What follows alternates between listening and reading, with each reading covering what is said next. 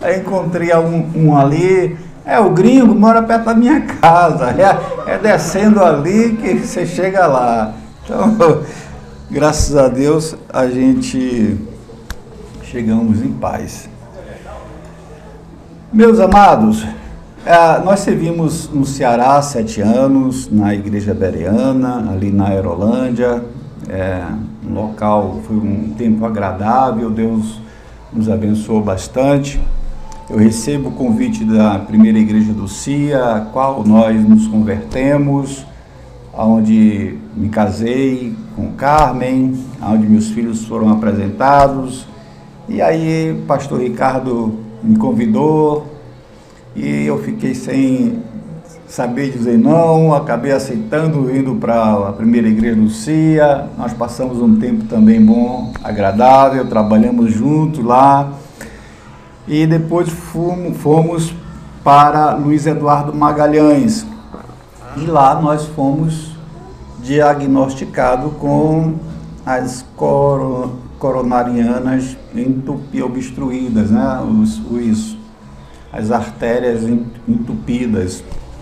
E tivemos que fazer cateterismo, não resolveu, e aí fizemos a revascularização em 2016 para cá, então um constante tratamento.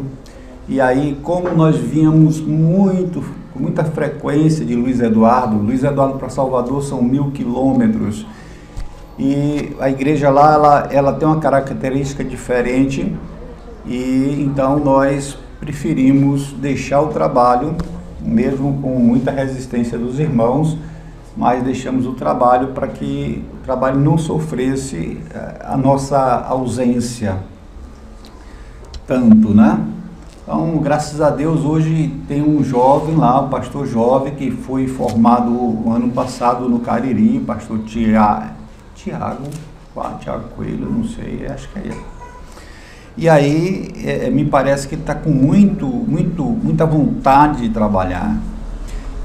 E nós chegamos dia 8 de março de 2020. Até então, lá em Luiz Eduardo Magalhães, ouvia-se falar sobre o Covid, mas tudo normal, nada fechado, nada de máscara, tudo normal. E aí, quando nós chegamos aqui, em Dias d'Ávila, tudo trancado, e aí você não pode entrar aqui, não pode sair ali, e de máscara. Eu digo, rapaz, que lugar é esse? E aí foi um caos, que a gente ficou surpreso, porque as igrejas fechadas, muitas igrejas fechadas, e aí eu digo, e agora? Então realmente foi uma mudança assim de realidade muito brusca.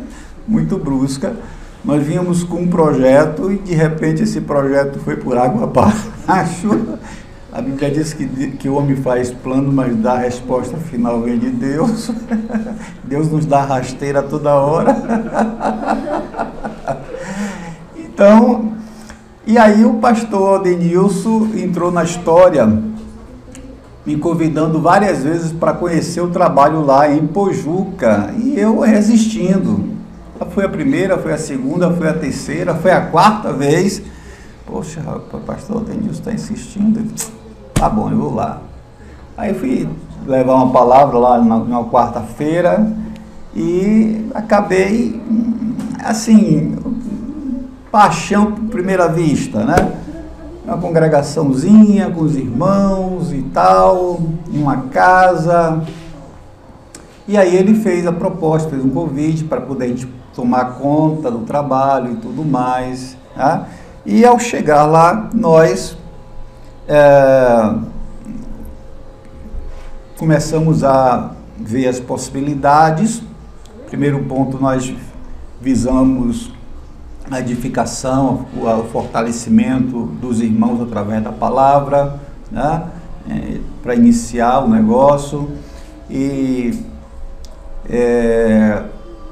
apareceu a possibilidade de um terreno bem próximo da casa, porque a casa é complicado, porque isso aqui a gente não pode fazer lá, tocar não, porque mora 3 famílias em cima da casa, é um outro andar, mas dividido em 3 compartimentos, e cada compartimento tem uma família. E embaixo tem 7 famílias morando, então assim, são horários diferentes de trabalho, à noite, de dia, e aí você não pode usar som alto, o som é bem equilibrado, mas tudo bem, tentar fazer da obra, mas violão você não pode tocar, enfim. E aí surgiu esse terreno do lado, ao lado, questão de 80 metros, não chega a isso. E o ano passado, enquanto o proprietário estava vivo, ele pedia 250 mil. E hoje a viúva está pedindo 60 mil. Eu digo, oh, que negócio é esse? Aí, enfim, e nós começamos a conversar com os irmãos, os pastores, e para levantar esse recurso para fazer essa aquisição, e nós não vamos pedir a político, não vamos pedir a vereador, né? Essa semana eu conheci o presidente da Câmara, assim, na barbearia e tal, conversamos e tudo mais. Ele diz, eu vou em sua igreja, mas fique sabendo que você vai ficar sentado lá na cadeira, a gente não dá púlpito a ninguém, não se fala em política na igreja. Não, pastor, eu quero ouvir a palavra. Tá bom, se for para isso, vá. Se não for, não vá. Se for, não vá. Então, enfim, fomos convidados também, lá tem um curso de formação de vigilantes, né? Os donos são policiais e tudo mais. Dá uma palavra, tanto eu como a Carmen, na formatura, e a gente conheceu também a diretora do colégio, que fica em frente, onde nós realizamos as atividades, enfim. E nós estamos procurando ter contato com o povo, porque nós iniciamos 31 de julho do ano passado, né? 31 de julho do ano passado, e é mais ou menos isso aqui que nós estamos lá, né? Acho que vocês estão melhor do que a gente, porque nós moramos na casa e tem a garagem do lado e tudo mais. Então, mais ou menos. Então, assim, irmãos, nós estamos realmente apelando às igrejas co-irmãs que nos ajude financeiramente com a oferta. Não importa, eu fiz um cartaz colocando assim, 10 igrejas, R$1.000, 10 igrejas, R$2.000, 10 igrejas, R$3.000, dá o valor de 60 mil. Aí eu disse, isso não vai dar certo. Sabe de uma coisa? Eu vou rasgar isso e cada igreja dê o que sentir no coração, o que puder dar, e acabou. Então, assim, nós estamos agora com essa ideia de que cada igreja, se quiser, se Deus estiver movendo o coração, se Deus estiver tocando no coração dos irmãos, que doe a quantidade que puder, que quiser, que Deus está mostrando a você. Ponto final. Então, eu acho que fica melhor, mais à vontade, mais livre. Então, é isso. Hoje à noite eu vou estar em Portão, domingo que vem na Igreja da Pituba, no outro domingo a CUP de Brotas. Então, ore por nós, porque a gente não tem mais aquela saúde de jovem, né? Então, é complicado. Eu não queria resistir bastante, porque eu pensava que fazendo um vídeo, mandando pelo WhatsApp, os pastores iam cuidar disso. Mas alguns pastores, não, você tem que ir presencialmente, e nós queremos que você vá, e tal, e tal, e tal, e tal. Eu digo, rapaz. Pronto, e aí eu estou aqui. Meus irmãos, esse é o nosso projeto, né? Esse é o nosso projeto. Maiores detalhes nós podemos depois mandar, talvez alguma coisa, né? pela internet, enfim, podemos dar maiores detalhes caso os irmãos tenham interesse mesmo, ok? Mas, junto a isso, nós temos um pouco da palavra de Deus. Nós não queríamos alongar muito, por causa do horário. E aí, eu gostaria que os irmãos, por gentileza, abrissem suas Bíblias lá no livro de Judas, capítulo 3, verso 3, verso 3. Judas 3.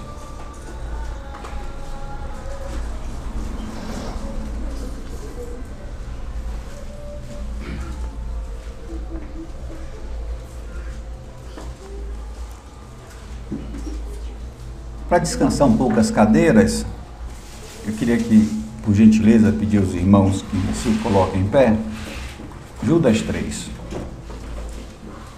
Eu estava falando ao pastor, né, que eu ia fazer um acerto com ele, porque lá é o oposto daqui. Lá nós temos mais senhores e senhoras, então eu ia levar metade dos jovens e trazer a outra metade para cá. Se ele concordava comigo, mas ele não me disse nada até agora. É sinal que ele não concorda. Amados, quando empregava toda a diligência em escrever-vos acerca da nossa comum salvação, foi que me senti obrigado a corresponder-me convosco, exortando-vos a batalhardes diligentemente pela fé que uma vez por todas foi entregue aos santos. Senhor, nós te agradecemos por chegarmos aqui, te agradecemos por teu povo, ó Deus, estar reunidos em teu nome, em nome de Jesus. Obrigado por esse trabalho, ó Deus, pelo zelo do teu servo, que esse trabalho venha cada vez mais florescer, fortalecer para a tua glória, Senhor. Nos fala através da tua palavra, nós oramos em nome de Jesus. Amém, Senhor Deus. Poder sentar, irmãos. Muito bem, irmãos. Geralmente nós temos uma facilidade de brigar, de lutar por muitas coisas, né? Muitas coisas. E a grande verdade é que a maioria delas são coisas banais, coisas passageiras, coisas que não têm muito valor. E mesmo assim te dá um certo valor que não merece, né? Na maioria das vezes é isso. Em outras coisas, pouquíssimas, são coisas realmente que nós devemos lutar, né? Que nós devemos estar se empenhando, se esmerando, né? Se desgastando, né? A conquistar aquilo ali que nós almejamos. São várias coisas que nós temos. E uma dessas coisas que a Bíblia aqui está nos ensinando sem dúvida nenhuma, lutar pela fé. É uma palavra que Judas, o meu irmão de Jesus, está escrevendo, uma palavra que é dirigida ao povo de Deus. É interessante que nessa carta, ele, de início, ele pretende escrever sobre um assunto, mas ele percebe que a base desse assunto estava sendo ruída. A base desse assunto estava sendo atacada. E ele aí, no meio do caminho, ele muda a ideia para que os irmãos lutassem para que a salvação deles, já garantidas, não viessem a se danificar, coisa desse tipo. Uma vez eu ouvi um irmão dizer que essa comum salvação é para todas as pessoas, tanto descrente. Não é verdade. A carta está sendo dirigida especialmente ao povo de Deus, aos santos, aos crentes, aos remidos, aos salvos, aqueles que já aceitaram a Jesus como Salvador e como Senhor. São duas coisas distintas, né? Muitos aceitam Jesus como Salvador, mas não querem deixar que Cristo reine no seu coração, né? Então é muito diferente isso. Então aqui é dirigido especialmente aos santos, aqueles que já foram lavados e remidos pelo sangue do Senhor Jesus. Tá certo? Então, comum salvação é aquilo que nós comungamos, aquilo que nós compartilhamos, é a salvação dada por Jesus Cristo. Então, é interessante que nesta carta, como eu falei, é ensinada que devemos lutar por aquilo que nós cremos, aquilo que nós confiamos. Devemos gravar essa verdade em nossas mentes. Existe uma verdade digna de que batalhemos por ela, que lutemos por ela. Existe uma verdade digna de morrermos por ela, se for necessário. Se for necessário. Isso é difícil para a nossa cultura, vamos dizer assim, relativista, né, compreender. Mas é mais simples nós aceitarmos uma pessoa morrendo por outra pessoa, em vez de morrer pela fé. Pela fé. Então, no entanto, muitos mesmo deram a sua vida por essa fé. A fé que nós temos hoje, ela foi preservada, foi divulgada, foi difundida, né, à custa de sangue de muitos homens e de muitas mulheres ao longo da história da igreja.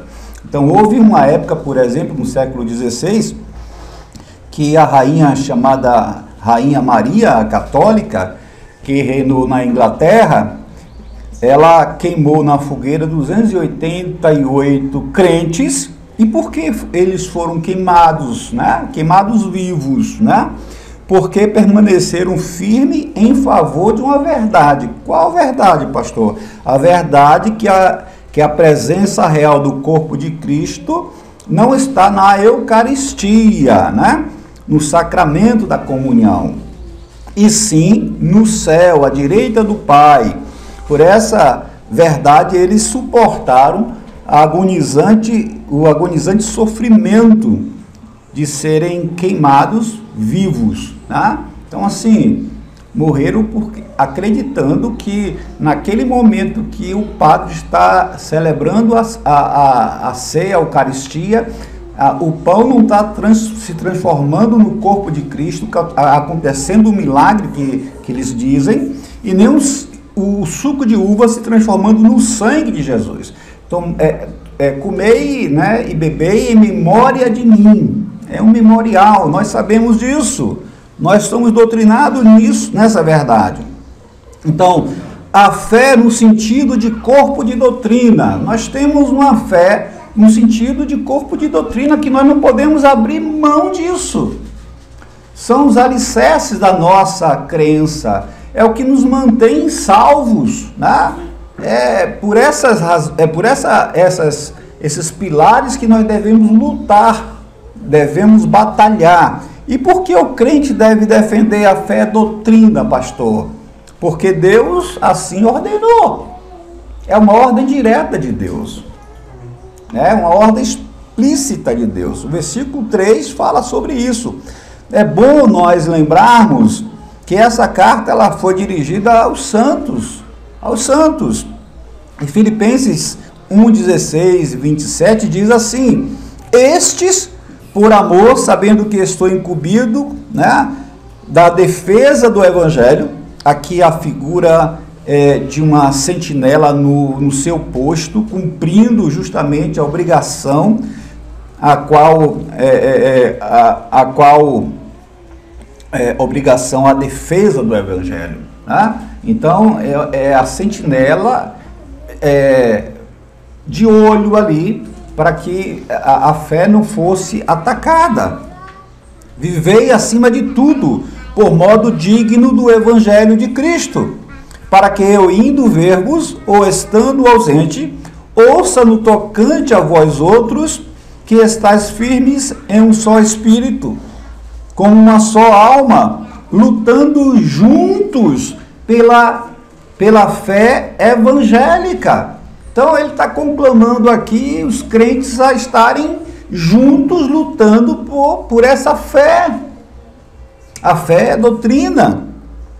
Eu queria rapidamente dar três razões por que nós devemos defender a fé, corpo de doutrina.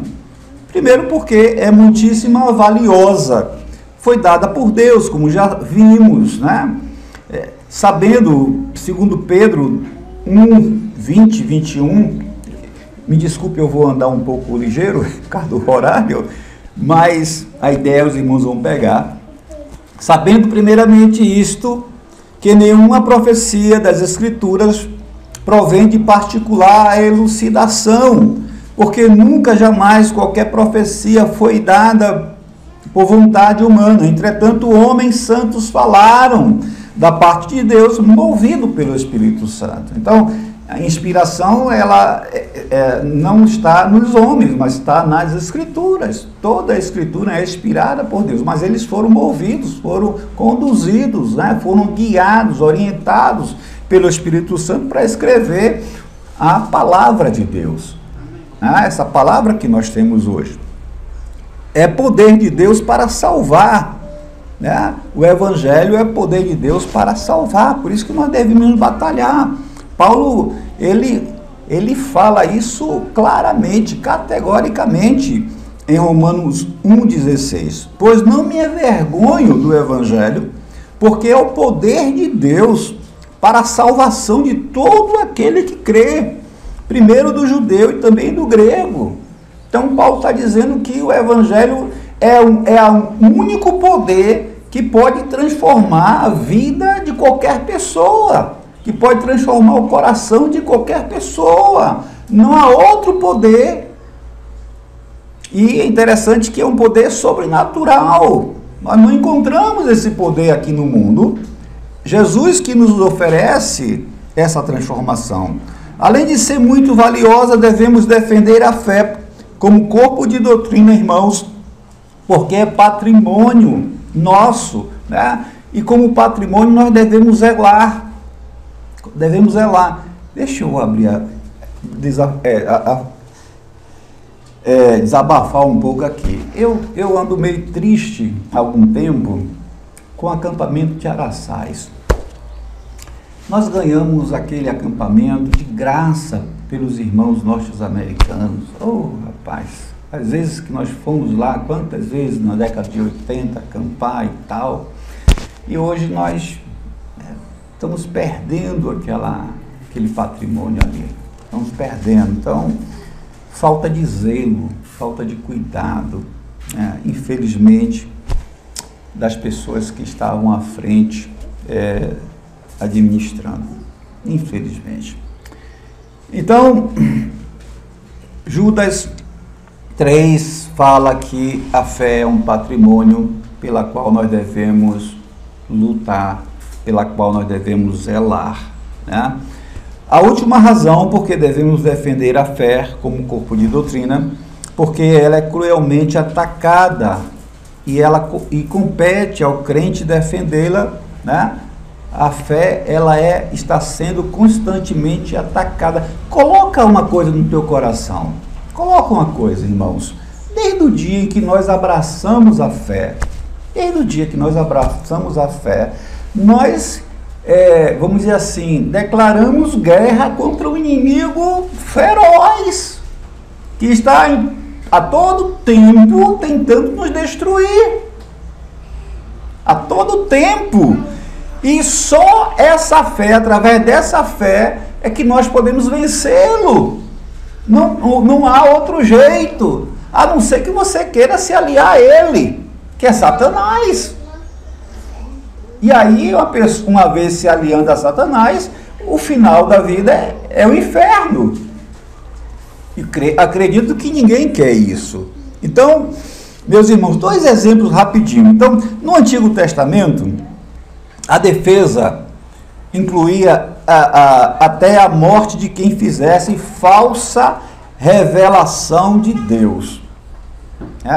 Quem fizesse falsa revelação de Deus, ela estava sujeita até morrer. Deus está, Deuteronômio 12:32 fala sobre isso.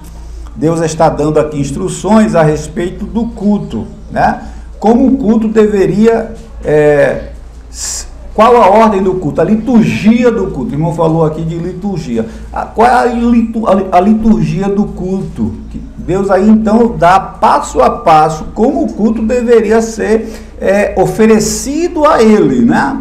Deus, ele tem um método. Deus é extremamente exigente com aquilo que nós oferecemos a Ele, porque o que nós oferecemos a Ele, nós estamos dizendo quem é Ele para nós. Se você oferece qualquer coisa a Deus, é porque Deus é qualquer coisa para você. Se você oferece o seu melhor para Deus, porque você acha e crê que Deus é o melhor para você. Isso é equivalência, não tem jeito. Então, Deus aqui estava justamente mostrando a eles como deveria ser a ordem do culto. E no capítulo 13 de Deuteronômio 5, foi dito hoje lá no capítulo 2 de 2 Tessalonicenses, sobre o significado de rebeldia, que é a apostasia, né? Apostatar, né? Muitos apostataram, negaram a fé, uma vez abraçando a fé, negaram. É a mesma coisa que acontece, por exemplo, com os hebreus, no livro de Hebreus. O autor aos hebreus está escrevendo justamente para aqueles irmãos que eram judaizantes e largaram o judaísmo, abraçaram o cristianismo e agora estão voltando de novo, querendo voltar de novo para abraçar o judaísmo. Então, é abandonar toda a verdade. Então, apostatar, como o pastor bem explicou, eu acredito que não precisa mais de explicação, significa isso, né? Paulo, ele escreve no capítulo 4, 2 Timóteo 4, 7, combati o bom combate, completei a carreira, guardei a fé, né? Exemplo de Paulo aqui defendendo a fé. Aqui ele está fazendo, irmãos, uma síntese, um resumo de sua vida cristã. E como cristão, apesar de todas as suas adversidades, ele permaneceu firme na fé. Então Paulo está resumindo a sua vida e dizendo: eu não abandonei a fé, apesar das coisas que me ocorreram. Apesar das coisas que me ocorreram, eu não abandonei Jesus. Ele está dizendo isso. Irmãos, e quais são algumas doutrinas que nós devemos abraçar e não abrir mão de jeito nenhum? De jeito nenhum. Por exemplo, salvação pela fé, né? Pois pela graça sois salvos mediante a fé. Isto não vem de vós, é dom de Deus, não das obras, para que ninguém se glorie, porque somos feitura sua, dele, né? Criados para boas obras. Efésios 2, 8 e 9. Então a fé, nós somos salvos através da fé, né? E a fé é uma graça que nós recebemos gratuitamente. A deidade de Cristo. Cristo foi 100% Deus. Não teve por usurpação ser igual a Deus, mas a si mesmo se aniquilou, tomando a forma de servo. Quer dizer, ele deixou o seu uso natural temporário para ser também o nosso Salvador. Porque é uma questão de equivalência. O homem é que pecou contra Deus, mas só que Deus é um Deus infinito e o homem é finito. Então essa dívida jamais poderia se equivaler, né? Jamais poderíamos pagar essa dívida. É por isso que Deus se humanizou, veio na forma de Jesus Cristo, para que completasse justamente esse pagamento exigido por Deus. Exigido por Deus. A única forma de resolver o problema do homem era Cristo morrer na cruz. Cristo morrer de cruz. Não há outro jeito. Por isso que ele é 100% homem e 100% Deus. E aí completa o pagamento que Deus exigiu. Ok? Na humanidade de Cristo, né? Como eu falei, 100% homem. Na Trindade, mesmo que a palavra Trindade não apareça na Bíblia, nós sabemos disso, mas temos evidências suficientes que nós cremos em um Deus que subsiste em 3 pessoas, né? Na pessoa do Pai, do Filho e do Espírito Santo. Então, é uma doutrina que nós não devemos abrir mão. Na inspiração verbal e plenária das Escrituras, toda a Escritura é, não foi e nem será, ela é. Não é como alguns dizem, olha, a Bíblia ela só é palavra de Deus quando ela faz sentido para você. Isso não é verdade. Quem é o homem para decidir que aqui ou acolá é palavra de Deus e aqui e acolá não é palavra de Deus? Então a Bíblia diz que toda a Escritura é divinamente inspirada por Deus e é toda ela, né? O nascimento virginal, Jesus nasceu da Virgem Maria, a morte expiatória de Cristo, Cristo morreu em nosso lugar, é uma morte de substituição, nós que deveríamos morrer na cruz, mas ele resolveu morrer em nosso lugar, morte de expiação, na personalidade do Espírito Santo. O Espírito Santo é uma pessoa, graças a Deus, irmãos, que nós acreditamos e servimos a um Deus pessoal. Por quê, pastor? Porque as minhas necessidades, elas são diferentes das suas necessidades. E Deus trata cada um conforme a sua necessidade. É por isso que nós servimos a um Deus pessoal. E nós devemos acreditar. Pedro fala isso lá no capítulo 5. Ananias, por que pecastes contra Deus? Reconhecendo justamente a divindade do Espírito Santo.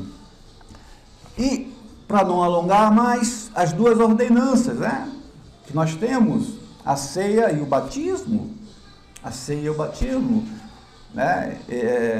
Eu estava dizendo outro dia na igreja lá que o batismo faz parte, porque literalmente Jesus ele foi batizado para cumprir a lei, mas literalmente a Bíblia diz que ele foi sepultado, foi batizado, literalmente. Jesus foi morto, né, sepultado e ressuscitou. Então, quando nós nos batizamos, nós nos identificamos com Cristo. Então, o batismo é uma forma de identificação com Ele. E há outras doutrinas, mas por conta do tempo, mas deixar para o pastor desenvolver com vocês. Além de batalharmos pela fé doutrina, irmãos, devemos batalhar pela fé pessoal.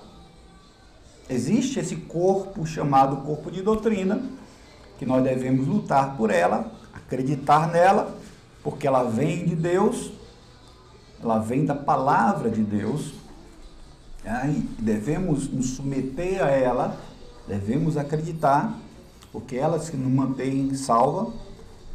Mas existe uma fé pessoal.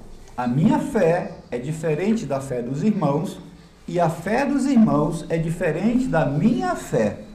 A verdade da fé ser indestrutível, independente de você acreditar ou não nas doutrinas, né? Ela está lá intacta, ela não vai ser destruída. O prejuízo é nosso.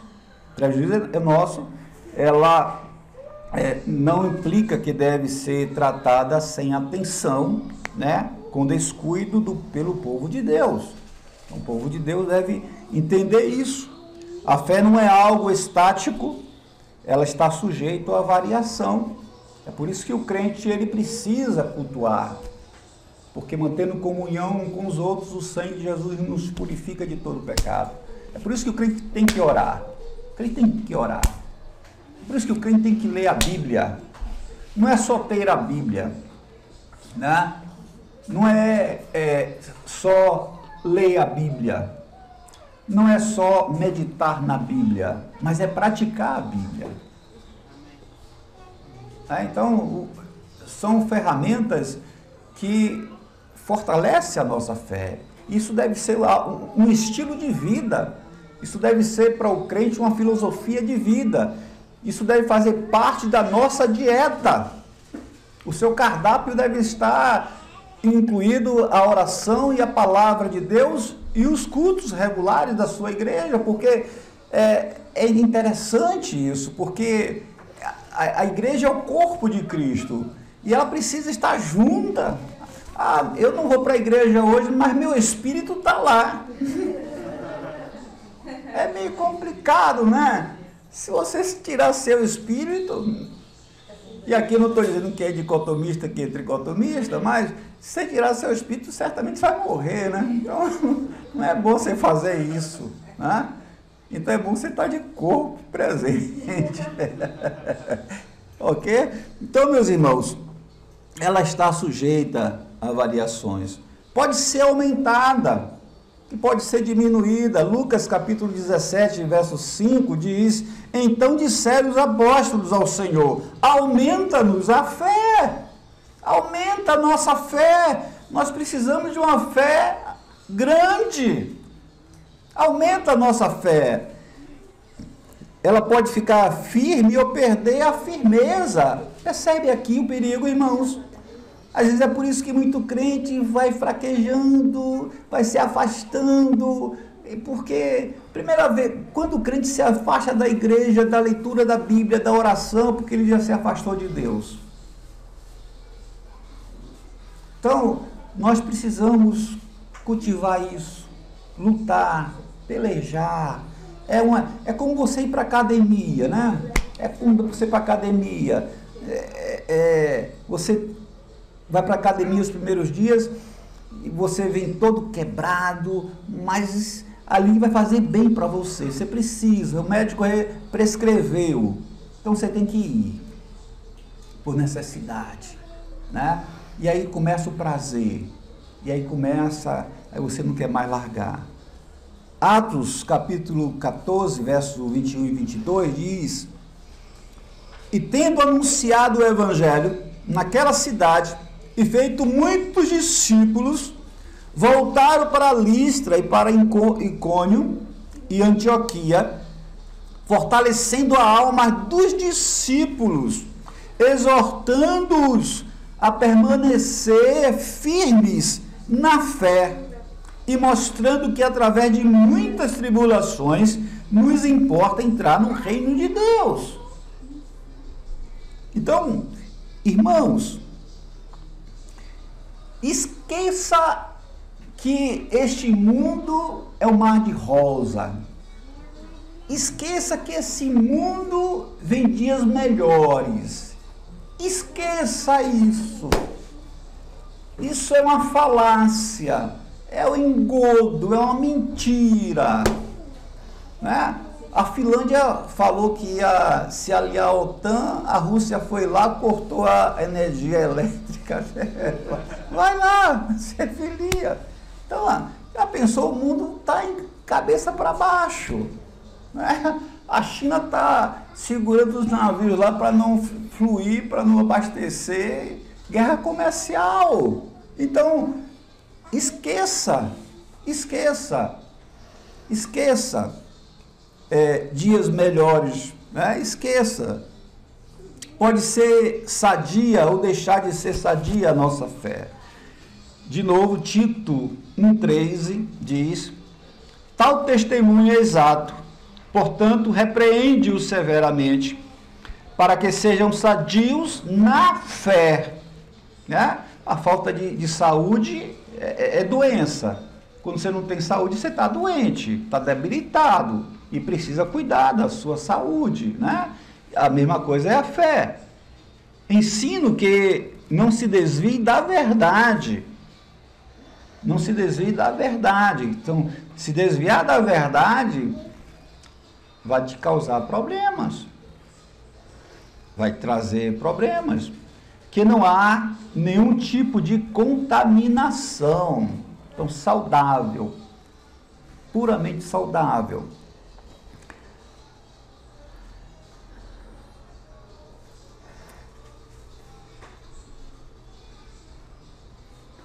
Ok.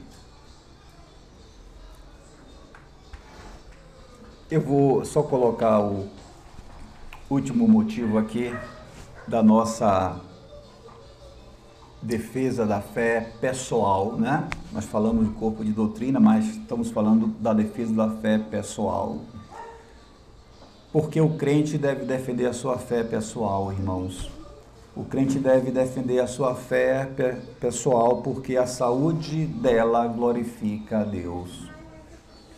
Em suma, nós devemos procurar, através da nossa fé, glorificar a Deus.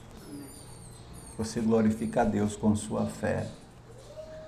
Pedro diz isso àqueles irmãos que estavam, que perderam tudo, perderam suas casas, tiveram que abandonar seus familiares, muitos deles foram peregrinos, e Pedro escreve a carta tentando motivá-los, né? Tentando motivá-los, o método de Pedro ali na motivação daqueles irmãos a permanecerem na fé é que eles olhassem para o passado, né? Olhasse o presente numa perspectiva no futuro. Esses temporários sofrimentos jamais poderão comparar com o que há de vir, com a glória que está por vir. Então, Pedro ele tenta motivar aqueles irmãos a permanecer firme na fé, olhando como cidadãos dos céus, mesmo que eles estivessem sem pátria naquele momento, foram despejados e tudo mais, mas que eles eram cidadãos do reino de Deus. Nós somos cidadãos do reino de Deus. Nós não somos dessa terra, nós somos peregrinos, nós estamos aqui de passagem. É isso que Pedro escreve na carta. E ele diz aqui, Pedro 1, 6 e 9, nisto exultais, embora no presente por breve tempo, se necessário sejais contristado por várias provações, para que uma vez confirmado o valor da vossa fé, muito mais precioso do que o ouro perecível, mesmo apurado por fogo, redunde em louvor, glória e honra na revelação de Cristo, Jesus Cristo, a quem não havendo visto amais, no qual não vendo agora, mas crendo, exultai com alegria indizível e cheia de glória, obtendo o fim da vossa fé, a salvação da vossa alma. A salvação da vossa alma. Então, a salvação é por isso que Judas ele muda a ideia, né? Mas o propósito é o mesmo. Ele está escrevendo sobre a salvação comum, mas ele percebe que a fé estava sendo ruída, então ele diz, olha, vou deixar aqui por um pouco e vou falar sobre isso aqui, né? Para que os irmãos entendam que o que nos mantém salvo é a nossa fé. Então aqui Pedro está dizendo justamente isso, que o fim da nossa fé é justamente a salvação da vossa alma. Então, meus irmãos, todo crente deve defender a fé doutrina, e todo crente deve batalhar, deve defender também por sua fé pessoal. Cada um de nós temos uma fé diferente, e nós devemos cuidar, e cuidar muito bem. Senhor, agradecemos por Tua palavra, que ela encontre guaridas em nossos corações, e que possamos, ó Deus, glorificar o Teu nome enquanto vivermos neste mundo aqui, Senhor, servindo ao Senhor com toda a dedicação, ó Deus, mostrando às pessoas que nós acreditamos em um Deus que é soberano, um Deus criador dos céus e da terra, ó Deus, e que a nossa fé seja uma fé contagiante, que outras pessoas, ó Deus, queiram servir ao Senhor através da demonstração, do viver, ó Deus, da nossa vida, ó Pai. Abençoe esse trabalho, abençoe o pastor, abençoe sua família, abençoe todos aqui. Em nome de Jesus nós te agradecemos e oramos. Amém, Senhor Deus. Irmãos, muito obrigado pela oportunidade, que foi um prazer estar com vocês aqui hoje pela manhã. E continue orando por nós, que nós estaremos lá orando por você.